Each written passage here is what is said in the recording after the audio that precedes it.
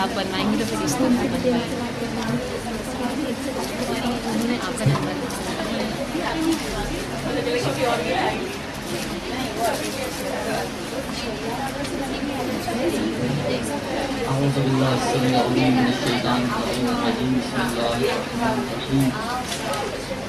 الحمدللہ رب العالمین صلی اللہ علیہ وسلم ورحمۃ الدائم ولا اعدائهم اجمعین من الآن الى قیام یوم الدین۔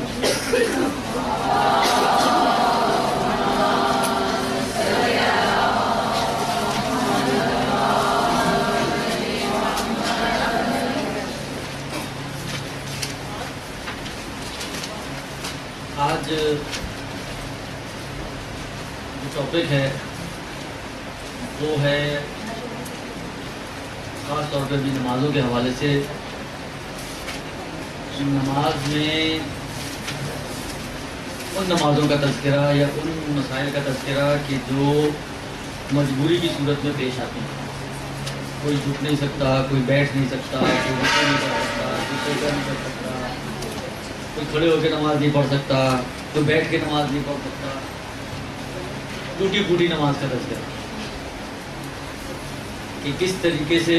پڑھی جائے گی نماز، کہاں کہاں اجازت ملے گی ہمیں کہ ہم اپنی نماز کو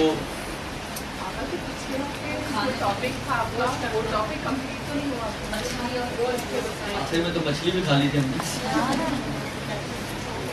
پورا ہو گیا تھا مچھلی تو آخر کے لیے رکھی تھی، وہ کھا لی تھی مطلب پورا ہو گیا۔ مچھلی جھینگے بھی کھانا چاہیں تو کھا سکتی ہیں، وہ بھی جائے گی۔ البتہ مچھلی اور جھینگے کے علاوہ کوئی ایسی چیز نہیں ہے دریائی مخلوقات میں سے جس کھایا جا سکتا ہو، لہذا لابسٹر، کیکڑے ویکڑے، مگرمچھ، کچھوے، جو کچھ بھی ہے خلاصہ اس کے علاوہ چھوٹے بڑے کسی بھی سائز کے ہوں ان کو کھانا جائز نہیں ہے۔ پراؤنس جو پراؤنس ہیں چاہے چھوٹا ہو چاہے بڑا ہو، اگر پراؤنس کا حصہ ہے اور پراؤنس کی کیٹیگری میں شامل ہے تو اس کو کھایا جا سکتا ہے۔ چلو ضروری نہیں کہ چھوٹا ہو بڑا بھی ہو، مجھے نہیں معلوم کہ کتنا بڑا پراؤن کہاں تک پراؤن چلتا ہے، لیکن اگر فرض کریں اپنی بڑا بھی ہے اور وہ پراؤنس ہی کہلاتا ہے، یعنی اس کے اوپر جو نام آتا ہے جو ٹائٹل آتا ہے وہ پراؤنس ہی کا آتا ہے، وہ پراؤنس جائز ہیں، اس میں کوئی مشکل نہیں ہے۔ مچھلی سرکے والی اور پراؤنس دریائی مخلوقات میں سے یہ دو چیزیں جو کھائی جا سکتی ہیں۔ اور جہاں تک میرے ذہن میں جس حد تک بیان کرنا تھا وہ اسی حد تک تھا، خاص طور پہ مسئلے یہی تھے کہ جہاز میں جو آتے ہیں یا ہوٹلنگ میں ہم ہوٹل وغیرہ میں جاتے ہیں کھا سکتے ہیں نہیں کھا سکتے ہیں، وہ تقریباً میرا خیال ہے وہ ساری چیزیں تو کور ہو چکی تھیں اور بیان ہو چکی تھیں۔ بلکہ میں نے اب یہ عرض کیا تھا آپ کو کہ آپ سوچیے گا، غور کیجیے گا، کوئی چیز سمجھ میں نہ آئی ہو تو وہ پوچھ سکتے ہیں، تو ایسی تو کوئی چیز انشاءاللہ نہیں ہوگی جو سمجھ میں نہ آئی، درست لکھی نہیں ایسی کوئی خاص بات۔ عرض خدمت یہ ہے کہ اب یہ جو مسئلہ ہے، جب یہ ٹاپک آیا تھا میرے پاس تو میں نے سوچا کہ تو کوئی اتنا لمبا چوڑا نہیں ہے، لیکن جب میں اس پہ کام کرنے بیٹھا تو اندازہ ہو کہ تو بہت گہرا مسئلہ ہے، اس اعتبار سے کہ جب آپ نماز کی بات کرتی ہیں تو یہ بات شروع ہوتی ہے پھر پیچھے، اس میں شرائط نماز کا بھی مسئلہ آ سکتا ہے، اس میں جو ہے قبلے کا بھی مسئلہ آ سکتا ہے، اور دوسری جہات سے بھی گفتگو ہو سکتی ہے۔ جب بات یہ ہے کہ آپ نارمل طریقے سے اور صحیح شرائط والی نماز نہ پڑھ سکیں تو پھر کیا کرنا ہے، تو اس کے اندر تو یہ بھی مسئلہ آئے گا کہ بھائی صحیح شرائط میں سے ایک شرط قبلہ اور قبلہ نہ پتہ چلتا تو کیا کرنا چاہیے۔ اس میں یہ بھی مسئلہ آئے گا کہ جی اگر آپ کا لباس پاک نہ ہو تو کیا کرنا چاہیے، آپ کا بدن پاک نہ ہو تو کیا کرنا چاہیے، یہ ساری چیزیں اس کے اندر کور ہو سکتی ہیں۔ لیکن مقدمات نماز کی حد تک میں بہت زیادہ ڈیٹیل میں نہیں جانا چاہ رہا ہوں، صرف ایک دو موٹے موٹے مسئلے آپ کی خدمت میں بیان کروں گا، باقی پھر انشاءاللہ کبھی موقع ہوا تو بلکہ شاید ایک دفعہ نہیں یاد یہاں پر آپ لوگوں کے ساتھ ہوئی ہے بحث مقدمات نماز کی، واجبات نماز کی یا نہیں ہو چکی ہے، تو اس لیے ہو بھی چکی ہے اور بہت زیادہ تکرار کا پھر فائدہ بھی نہیں رہتا۔ جو ان مسائل میں سے جو اہم چیزیں ہیں میں صرف وہ عرض کرنا چاہ رہا ہوں آپ کے لیے۔ سب سے پہلا مسئلہ تو آتا ہے طہارت کے حوالے سے۔ ایک فارمولہ یاد کر لیں، یہ طہارت میں بھی ہے، یہ نماز میں بھی ہے، یہ واقعی ابواب فقہ میں بھی یہ جاری ہوتا ہے، لیکن ابھی ہماری نماز و وضو و طہارت اور نماز کی حد تک بات کی جائے۔ فارمولہ یہ ہے کہ ظاہراً ایک روایت کا جملہ یہ ہے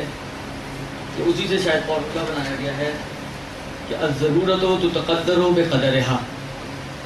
ضرورت کی وجہ سے اگر کینچی ماری، میں اپنے زبان میں ترجمہ کر رہا ہوں، ضرورت کی وجہ سے اگر کینچی مارنی پڑے تو اتنی کینچی ماری جائے گی جتنی ضرورت ہے۔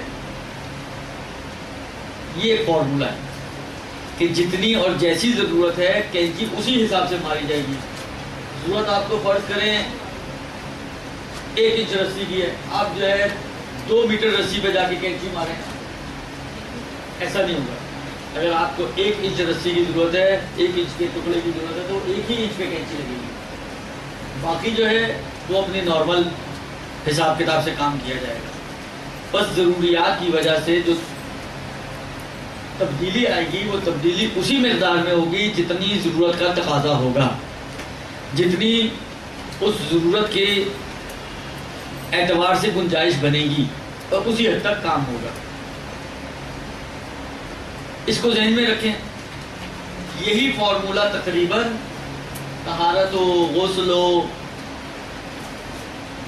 نماز و باقی ابواب میں جاری ہے۔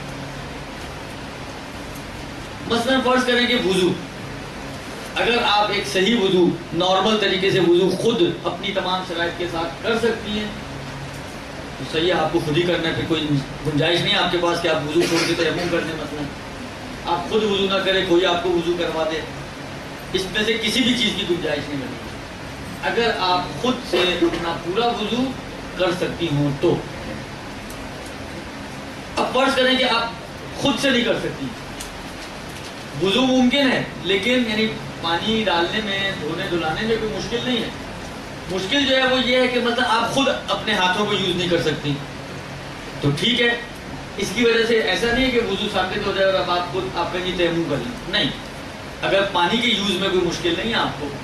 اور صرف خود جو یہ شرط تھی کہ وضو خود کرے انسان، یہ خود نہیں کر سکتی آپ، تو یہ خود والی شرط جو ہے وہ ثابت ہو جائے گی آپ سے، نتیجتاً آپ کو کوئی وضو کروا دے یہ ہو جائے گا۔ اچھا کچھ آپ خود کر سکتی ہیں، کچھ میں نہیں کر سکتی۔ مثلا بس فرض کریں کہ آپ کے ہاتھ ایسے ہیں کہ بینڈ نہیں ہو رہے ہیں، کوئی ایسی مشکل ہے خدا نہ خواستہ کہ بینڈ نہیں ہو رہی۔ بینڈ نہ ہونے کا مطلب یہ ہے کہ فرض کریں آپ کا ہاتھ چہرے تک نہیں جا رہا ہے، آپ سر کا مسا نہیں کر سکتی، لیکن ہاتھ لمبا ہے، جھک سکتی ہیں، مسا پیر کا کر سکتی ہیں آپ۔ تو آپ فرض کریں چہرہ دھونے میں آپ کسی سے اگر مدد لے رہی ہیں، مسا کرنے میں کسی سے مدد لے رہی ہیں، تو اس کا مطلب یہ نہیں کہ آپ کے چلیں پیر کا مسا بھی وہی کرتے، جب سب کچھ وہی نہیں کرتے تو پیر کا مسا بھی وہی کرتے، نہیں، پیر کا مسا آپ کو خود کرنا ہوگا۔ یعنی جتنی ضرورت ہے اسی کے مطابق آپ اس متبادل، آپ نے دیکھا ہوگا سڑکیں جب کھدائی ہو رہی ہوتی ہیں تو نارملی کیا ہوتا ہے، جتنا ٹکڑا خراب ہوتا ہے اتنے حصے سے متبادل راستہ بنایا جاتا ہے نا۔ ایسا نہیں کہ اگر یہ خراب ہے، فرض کریں ڈبل روڈ ہے، ایک سائڈ خراب ہے، مطلب ٹوٹی ہوئی ہے، اس پہ کام ہو رہا ہے، تو جو آنے والی روڈ ہے اسی پہ لوگ جا بھی رہے ہیں، تو اب ایسا نہیں ہے کہ مطلب فرض کریں اگر 10 گز کا ٹکڑا جو ہے وہ ٹوٹا ہوا ہے اور 10 گز میں یہاں پر آپ ڈبل جا سکتے ہیں، تو آپ کہیں گے اپنا پورے گھر تک ڈبل ہی جاؤں گا، آنے والی سائڈ پر ہی جاؤں گا۔ اگر پولیس والا روک دے آپ کہیں وہ 3 میٹر پہلے جب میں گزرا تھا تو وہاں پہ ٹکڑا خراب تھا تو میں اس روڈ پر آ گیا تھا، تو کہنا عقل مند انسان 3 میٹر پہلے اگر خراب تھا تو یہاں تو خراب نہیں ہے۔ درست یہی شریعت کا بھی قانون ہے کہ جتنی ضرورت ہے، جیسی ضرورت ہے اسی کے مطابق آپ کو متبادل راستہ اختیار کرنا ہے، اس سے زیادہ کی گنجائش نہیں ملے گی۔ اسی طریقے سے مثلا فرض کریں جب تک آپ کے لیے وضو ممکن ہے، چاہے آپ صحیح والا وضو نہیں کر سکتی ہیں، جبیرہ ہے، پٹیاں ہیں، بینڈیجز ہیں، پلسٹر وغیرہ ہوا ہے، کوئی مشکل نہیں، اگر آپ کا وظیفہ وضو جبیرہ بن رہا ہے تو آپ یہ نہیں سوچ سکتے کہ اس سے کیا ہوگا، میں اس سے تو بہتر ہے تیمم ہی کر لوں، نہیں، یہ آپ کے سوچنے کا کام نہیں کہ اس سے بہتر کیا ہے اور اچھا کیا ہے اور برا کیا ہے، یہ خدا کے سوچنے کا کام ہے، اور خدا آپ کو بتا چکا ہے کہ آپ کا جب تک وضو ذمہ داری بنتی ہے آپ تیمم نہیں کر سکتی ہیں، لہٰذا آپ چاہے وضو جبیرہ ہی کرنا پڑے، ہوگا وضو ہی، پھر تیمم کی باری نہیں آئے گی۔ ہاں اگر نہ وضو صحیح کر سکتی ہوں، نہ وضو جبیرہ کر سکتی ہوں، مثلا پانی گزرے آپ کے لیے، نہ جبیرے کے طور پہ یوز کر سکتی ہیں پانی کو جس میں صرف مسا ہوتا ہے، اور نہ ہی مثلا فرض ہے ویسی پانی یوز کر سکتے ہیں، تو پھر آئے گی باری تیمم کی۔ اتنے ہی دن تک آئے گی جتنے دن تک آپ کے لیے مشکل ختم، متبادل راستہ ختم، متبادل راستہ ختم، واپس آپ کو اپنی پرانی روٹین پر آنا پڑے گا۔ لہٰذا یہ وضو کے اعتبار سے۔ اب اس کو ایکسپینڈ کرنا چاہیں تو آپ ایک ایک جز کو لے کے بیٹھیں جی، چہرہ دھونے کے اندر ساری صورتیں لے کر آئیں، اسی طرح سیدھے ہاتھ میں، پھر الٹے ہاتھ میں، پھر سر کے مزے میں، پھر پیر کے مزے میں۔ اس میں ٹائم ضائع کرنے کا فائدہ نہیں ہے، قانون آپ کو میں نے بتا دیا ہے۔ یہ قانون تقریباً ہر طرف پورے وضو میں جاری و ساری ہے کہ جتنا آپ خود کر سکتی ہیں وہ آپ نے خود کرنا ہے، جس میں آپ جتنا بھی آپ کے پاس پانی استعمال کرنے کی گنجائش ہے اتنے میں اگر آپ کا وضو ہو سکتا ہے تو آپ کو وضو ہی کرنا ہے، پھر آپ کی باری تیمم تک نہیں جائے گی۔ یہ ہو گیا آپ کا وضو کے حوالے سے۔ اسی طریقے سے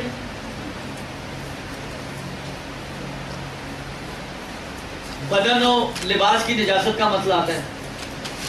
وہاں پر اگر آپ کو وہ ٹاپک آپ نے پڑھا ہو کہ جہاں پر شرط یہ لگاتے کہ جی انسان کا بدن اور لباس نماز کے لیے پاک ہونا چاہیے،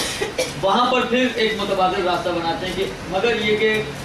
3 صورتیں انہوں نے بنائی ہیں جہاں پہ نجاست معاف ہے۔ ایک تو ہوئی 1 درہم سے کم والی نجاست، اس کو تو چھوڑ دیتے ہیں، یہ وہ مجبوری والا سلسلہ نہیں ہے۔ اس کے بعد جو 2 صورتیں بنی ہیں وہ مجبوری والی صورتیں ہیں۔ ان میں سے ایک یہ ہے کہ انسان کے جسم پر پھوڑا یا زخم وغیرہ ہو جس سے مسلسل خون بہ رہا ہو جو رک نہ رہا ہو، اور اس کو پاک کرنا آسان بھی نہ ہو، بعض مراجعین نے اس طرح کا، تو یہ والا خون جب تک یہ پھوڑا یا زخم ہے آپ کا، یہ خون آپ کو معاف ہے۔ تو آپ کہیں جی چلے نجاست کی تو اجازت مل گئی کہ آپ نجس لباس اور نجس بدن کے ساتھ نماز پڑھ سکتے ہیں، کسی بچے نے آپ کے اوپر پیشاب کر دیا، آپ کہیں جی نجاست کی تو اجازت ہے لہذا یہ بھی معاف ہے، نہیں،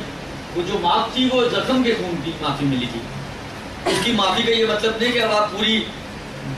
غرق کے در نجاست ہو کے نماز پڑھیں، جتنی معافی ملی ہے بس اتنی معافی ہے، پیشاب کی معافی نہیں ہے۔ حتیٰ خون، یہی زخم کا خون جو مسئلے میں آیا ہوا ہے کہ یہی زخم کا خون فرض کریں زخم آپ کے یہاں پر ہے، یہاں پر اگر یہ معاف ہوا ہے آپ کو، یا مثلا فرض کریں ابھی اعضائے وضو سے اوپر چلے جائیں، مثلا فرض کریں شانے پر ہے، یہ اگر آپ کو معاف ہے، فرض کریں خون ٹپکا اور آپ کے لباس پہ گر گیا تو یہاں پہ معاف نہیں، وہ وہیں پر معاف ہے، اسی حد تک معاف۔ لہذا جس کی جتنی معافی ہے اسی کے مطابق آپ کو اس معافی پر عمل کرنا ہے۔ باقی جگہوں پر حتیٰ وہی خون بھی لگا ہوا ہو، وہ زخم کا خون ہے جو دوسری جگہ پر لگ گیا ہے تو وہ آپ کو معاف نہیں ہوگا، اس کو آپ کو پاک کرنا ہوگا۔ اسی طرح وہاں پر ایک تیسری جو مورد دیا ہے جہاں پر آپ نجاست کے ساتھ نماز پڑھ سکتے ہیں، وہ یہی ہے کہ جب آپ کے لیے کوئی بھی ایسی مجبوری پیش آ جائے جس میں آپ کے لیے پاک کرنا ممکن نہ ہو، زخم کا بھی خون نہیں ہے، درہم سے کم بھی نہیں ہے، زیادہ خون ہے، عام حالت میں یہ نماز میں معاف بھی نہیں، لیکن آپ کے پاس پانی نہیں ہے کہ جس سے آپ پاک کریں، درست آپ کراچی کی باشندہ ہیں لہذا پانی کی قلت ہے ہر چیز کی طرح، ٹھیک ہے، آپ کے پاس پانی نہیں ہے جس سے آپ پاک کریں تو اس وقت یہ معاف ہو جائے گا۔ مطلب پانی آ جائے تو آپ پہ اب تو یہ میں پہلے 10 نمازیں اسکول سے پڑھ چکی ہوں، اب کیا فرق پڑے گا؟ بعض لوگ ماشاءاللہ بڑے ہوشیار ہوتے ہیں، عقل ان کی بڑی چل رہی ہوتی ہے، اجتہاد خود ہی کرتے ہیں ہر قدم قدم پر، وہ یہ سوچیں گے کہ 10 نمازیں تو پڑھی چکی ہیں، وہ 10 ٹھیک ہوئی ہیں نہیں تو 11ویں بھی ٹھیک ہو جائے گی، چلو پانی آ گیا تو کیا ہو گیا؟ نہیں، پانی آ گیا، آپ کا متبادل راستہ ختم، اب آپ کو اس کو پاک کر کے نماز پڑھنی پڑے گی۔ خلاصہ یہ کہ طہارت کے باب میں یہ ایک اہم چیز تھی، اس کو ذہن میں رکھیں، یہ ایک مطلب۔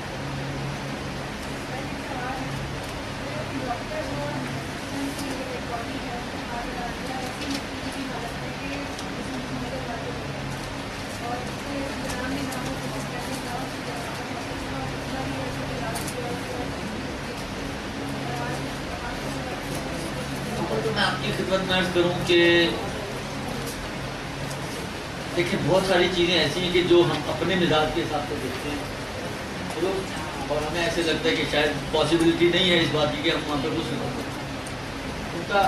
شریعت کی نگاہ سے اگر آپ دیکھیں اور شریعت کی آنکھوں سے دیکھیں تو آپ جا کے واش روم میں بھی غسل کر سکتے ہیں، واش روم میں غسل کرنا حرام تو نہیں درست، اگر واش روم میں تو پانی ہوتا ہے وہاں پہ بھی نہیں ہوتا، قلت آب، ہاں اگر قلت آب کا مسئلہ فرض کریں بعض چیزوں میں آپ کے ممکن ہے یہ واجب ہو جائے کہ آپ گھر جا کے کام غسل کریں، نماز پڑھیں پھر واپس جائیں، اگر فرض کریں نہیں جا سکتی، چھٹی ممکن نہیں ہے یا کوئی ایسی سیویئر کنڈیشن ہے کہ جس کی وجہ سے ہاسپٹل والوں سے نے اجازت بند کی ہوئی ہے، مطلب کوئی ایمرجنسی جیسا بعض اوقات بلاک ہو جاتے ہیں اور مشکلات ہوتی ہیں زیادہ، تو ٹھیک ہے پھر تیمم کر کے آپ نماز پڑھیں، پھر ایسی صورت میں تیمم کیا جائے گا اور غسل ثابت ہو جائے گا اس نماز کی۔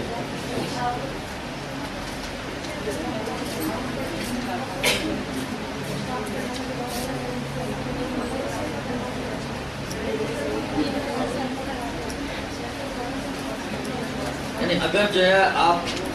آپ کو یہ اجازت تھی، کیونکہ بعض صورتوں میں اجازت ہے کہ چاہے مثلا فرض کریں آپ مایوس تھی کہ پانی نہیں ملے گا، ٹھیک ہے، اور آپ نے اسی مایوسی کے عالم میں کہ پانی نہیں ملنا اول وقت آپ نے نماز پڑھ لی، تو پھر اس نماز کو تکرار کرنے کی ضرورت نہیں۔ لیکن بعض کنڈیشن میں بعض فقہا نے کہا کہ ویٹ کرے،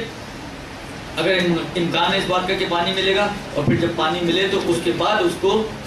فرض کریں آخر میں بھی نہیں ملا تو پھر پڑھے نجس لباس میں، لیکن ویٹ کرنا پڑے گا۔ یا اگر آپ نے اول وقت میں پڑھ لیا نماز ایسی صورت میں جب آپ کو ویٹ کرنا تھا، تو پھر اگر پانی مل جائے، ایک سملر مسئلہ انشاءاللہ بھی آئے گا، اگر پانی مل جائے تو پھر آپ کو نماز کو دوبارہ پڑھنا پڑے گا۔ زنجیروں کے ماتم میں جو خون کپڑوں پر آ جاتا ہے اس سے کیا ہر نماز کے لیے پاک کرنا ہوگا؟ وہ مسئلہ بھی زخم والا مسئلہ جو عرض کیا آپ کی خدمت میں، کہ اگر یہ پاک کرنا ممکن ہے، یعنی خون بعض اوقات ہوتا ہے کٹ لگے ہیں لیکن گھنٹے 2 گھنٹے بعد خون رک جاتا ہے اور پھر پاک کیا جا سکتا ہے جسم کو، تو پاک کرنا پڑے گا اور پاک کرنے کے بعد نماز پڑھنی پڑے گی۔ لیکن اگر کوئی ایسا کٹ لگ گیا کہ جس کی وجہ سے خون نہیں رک رہا ہے اور اس کو پاک کرنا ممکن نہیں ہے، تو پھر جب تک وہ ٹھیک نہیں ہو جاتا اس وقت تک اس زخم کا پرٹیکولرلی اس زخم کا خون، اس زخم اور اس کے عام طور پہ جتنا یہ پھیلتا ہے نارملی، مطلب خون عام طور پر اگر نکلتا ہے تو جتنا نارملی پھیلتا ہے اس حد تک وہ معاف ہے، اس سے زیادہ اگر پھیلے گا یا کسی اور جگہ لگے گا تو وہ معاف نہیں۔ تو عرض خدمت یہ ہے کہ یہ ہو گیا طہارت کے حوالے سے، کہ یہ صرف تمہیدی مسئلہ تھا ایک۔ دوسرا جو تمہید سمجھ لیں آپ کو یہ ہے کہ قبلے کا مسئلہ ہے، یہ بہت زیادہ پیش آتا ہے سفر کی حالت میں علی الخصوص، کہ شرط نماز یہ ہے کہ آپ کو نماز قبلہ رخ ہو کے پڑھنی ہے، درست؟ یعنی آپ کی ذمہ داری ہے کہ آپ وہ لوگ جو مکے میں ہیں ان کو قبلے کے قبلہ بالکل ایگزیکٹلی قبلے کے سامنے نماز پڑھنی ہے۔ البتہ حرم میں نماز پڑھنا واجب نہیں، لیکن قبلہ ہونا چاہیے۔ مئی کو پہلے سیمسٹر کا پیپر ہے، تیاری شروع کر دیں۔ یہ خاموشی سے آگے پاس کرنا، یہ نیچے آپ نے پڑھا نہیں، خاموشی سے آگے پاس کرنا۔ تو اب تو سب کو پتہ چل گیا اگر پاس کرنے کی ضرورت نہیں، جو قسم سے آپ لوگ کے امتحان ہے اسی تیاریاں شروع کرتے ہیں آپ لوگ، وہ فوٹو کاپیاں شروع کروا دیں وہ چھوٹی چھوٹی۔ عرض خدمت یہ ہے کہ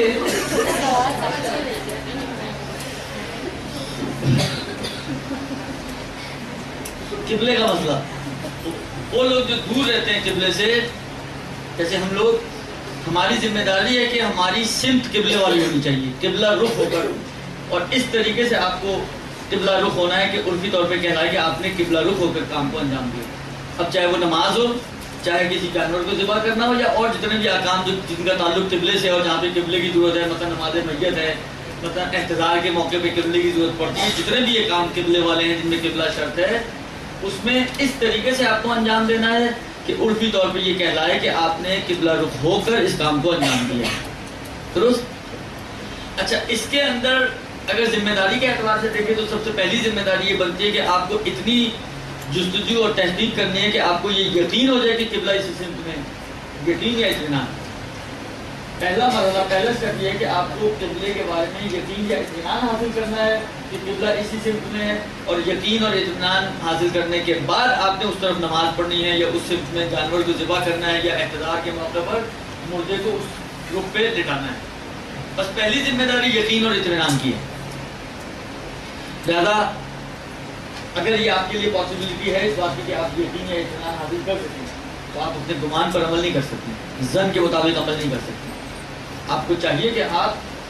جستجو کریں، تحقیق کریں، یہاں تک کہ آپ اس یقین اور اطمینان تک پہنچ سکیں۔ اگر یقین اور اطمینان، اچھا یقین اور اطمینان کوئی بھی طریقہ ہو سکتا ہے، آپ نے خود جا کے تحقیق کی ہے، کوئی بھی 2 عادلوں کی گواہی ہے، البتہ جو بھی گواہی کے قوانین ہیں اس کے مطابق کافی ہے۔ دوسرا سٹیپ یہ کہ اگر آپ کے لیے یقین و اطمینان ممکن نہ ہو، درست. تو ایسی صورتوں میں پھر مرحلہ آتا ہے گمان کا یعنی زن کا, اور 51 سے لے کر 96 کے اندر والا احتمال امکان. اس کو ہم زن بھی بولتے ہیں, اس کو ہم گمان بھی بولتے ہیں. زن و گمان کی باری آئے گی. اس میں بھی زن و گمان میں بھی جب تک قوی گمان ممکن ہے تو پھر آپ ضعیف گمان پر عمل نہیں کریں گے. فرض کریں صاحب خانہ نے کہا جی قبلہ کس رخ پر ہے, آپ کو ایک گمان پیدا ہو گیا, مثلا 60% آپ کو لگا کہ شاید یہ صحیح کہے. بعض اوقات ہوتا ہے ایسے کہ ہم کسی ایسے گھر میں چلے جائیں جس نے کبھی زندگی میں نماز نہ پڑھی ہو, اور وہ آپ کو قبلہ بتا رہا ہو تو انسان کو اتنی جلدی گمان بھی نہیں آتا, جیسے کبھی خود تو نماز پڑھی نہیں, اس کو کیا پتا قبلہ کس طرف ہے. حالانکہ فرض کریں آپ کو گمان پیدا ہو گیا, لیکن اس بات کا امکان ہے کہ فرض کریں کہ کوئی اور بندہ آئے گا کہ جو مثلا نماز پڑھتا ہے اور جس کو زیادہ معلوم ہے کہ یہاں پہ قبلہ کس رخ پر ہے, تو اس کی وجہ سے آپ کو اس سے زیادہ بہتر مثلا 60 بجائے 80% والا گمان پیدا ہو جائے گا. تو پھر آپ 60% والے گمان پر عمل نہیں کر سکتے, آپ کو ویٹ کرنا پڑے گا, 80% والا گمان حاصل کریں اور پھر اس کے مطابق. ابھی تو اتنی اضطراری والی کہانیاں نہیں ہیں, وقت کے حساب سے سمجھ لیں کہ بس ہی وقت ہے. اگر وقت آخر ہے وہ بعد میں مسئلہ آ رہا ہے. درست جی. بس پہلا سٹیپ میں آپ کو یقین پیدا کرنا ہے, اطمینان, یقین و اطمینان. وہ ممکن نہ ہو تو گمان. گمان میں بھی اگر کبھی گمان ممکن ہے تو پھر ضعیف کے اوپر عمل نہیں ہو سکتا. اچھا, گمان حاصل کرنے کے لیے ایک دو علامتیں خود کتابوں میں دی ہیں, توضیح وغیرہ میں, کہ مثلا فرض کریں کہ مسجد کا محراب دیکھ کے آپ کو گمان پیدا ہو. مسجد میں اگر آپ دیکھیں ایک محراب بنا ہوا ہوتا ہے سیمی سرکل ٹائپ کا, صحیح نا, وہ نارملی قبلے کی طرف ہوتا ہے. البتہ گمان شاید اس لیے انہوں نے کہا,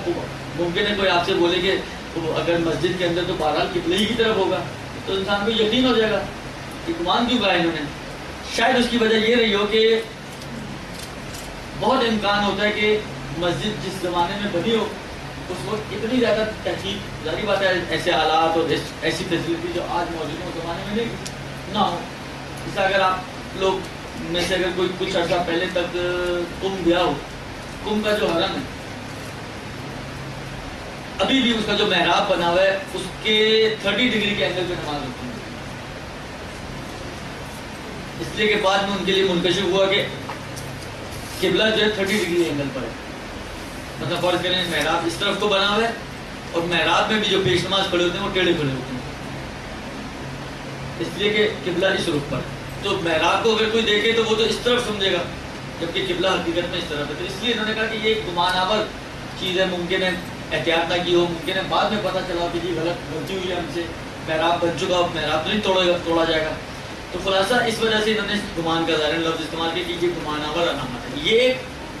دوسری علامت جنہوں نے خود بیان کی ہے وہ یہ بیان کی ہے کہ مسلمانوں کی قبروں کو دیکھ کر اطمینان گمان پیدا ہو جائے. اس میں بھی گمان کی وجہ یہ کہ ممکن ہے بہت سی جگہوں پر آپ خاص طور پہ دیہاتوں وغیرہ میں چلے جائیں جہاں پہ لوگوں کو کچھ عطا پتہ ہی نہیں ہوتا, تو ممکن ہے قبلے کا خیال بھی نہ رکھتے ہوں. درست. البتہ اس میں آغا سیستانی نے مسلمانوں کی جو مومنین لکھا ہے, ایک چھوٹا سا ڈفرنس ہے, لیکن بہرحال اکثر ہے مسلمانوں کا لفظ استعمال کہ مسلمانوں کی قبروں کو دیکھ کر اطمینان پیدا ہوگا. وہ کیسے پیدا ہوگا اطمینان؟ خبر دیکھ کے کیسے اطمینان پیدا ہوگا قبلے کا؟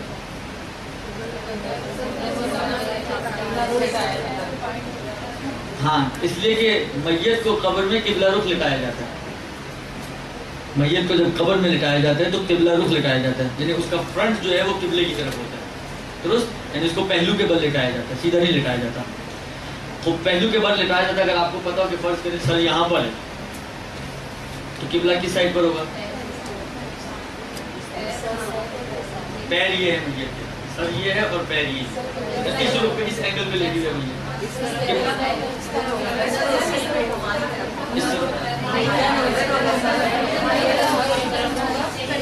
اتنے سارے قبلے اگر ہو گئے پھر تو آسان طریقہ ہے ان کو لکھتے نہیں چاہیے چاروں طرف نماز پڑھو, کیونکہ چاروں طرف قبلہ ہو سکتا ہے. چہرہ کس طرف ہونا چاہیے؟ اگر سر یہاں پر ہے, آپ لوگوں نے ماشاءاللہ اتنا کچھ پڑھ چکے ہیں, سر اگر اس طرف ہو اور پیر اس طرف ہو تو چہرہ کس طرف ہونا چاہیے میت کا؟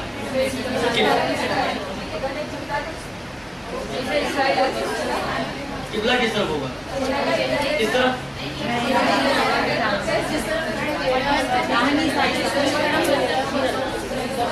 میرا خیال ہے میں مجھے بتا دوں تو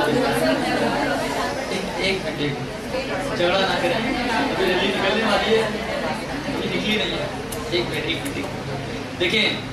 میت کو قبر میں عرض کیا دائیں پہلو پہ لٹایا جاتا ہے کہ اس کا پورا فرنٹ جو ہے وہ قبلے کی طرف، اگر سر ادھر ہے اور پیر ادھر ہے تو قبلہ ادھر، تو اس سے